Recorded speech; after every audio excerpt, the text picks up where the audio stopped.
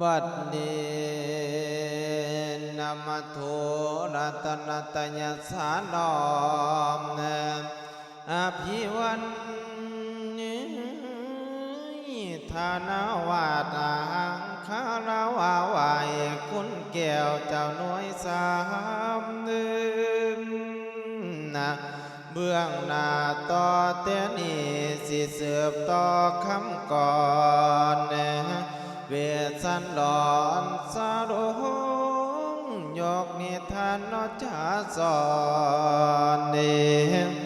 ทัศสาพรกระจบทวนหีมาพันกาไลมาพระอาจารย์เพิ่นเทศเดียวไข่สิเลตอนิทานนะฐานาคันจีเก้าตานิทานภาคโพธิศาสตร์ประเพณีของวันภาคโบหารนอกเดิมเข้าเน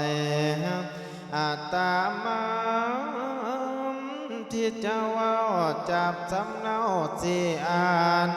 ตามนิทานภาคก่อสิขอว่าก้าวทะเลนะตอนนี้นานพุทธาดีหูแจ้งปารมดาวโสริสาจากกับนางมาที่ควรเจ้าหำให้ทั้งให้มาสงสารบุตรไทยมาที่นางลูกของเมียโอ้ยโยน้ำกันแท้แท้สังสิไรหลอกคนนี้เวทสันหลอนว่านี่เป็นคนเก่งกระทำทาน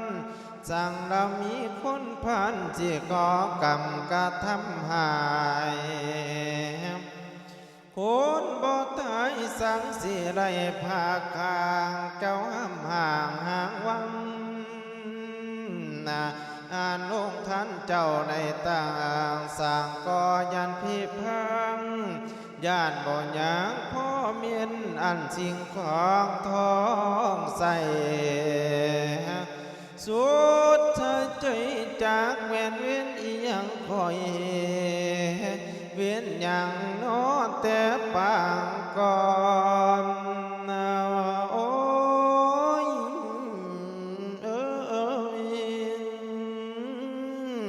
เจ้าเคยหลับเคยนอนอยู่ถึงปราสาทกวางสนบกลุ่มบักแก้งไกว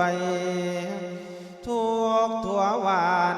เขาย้อยกสรรเสริญคำเอ่ย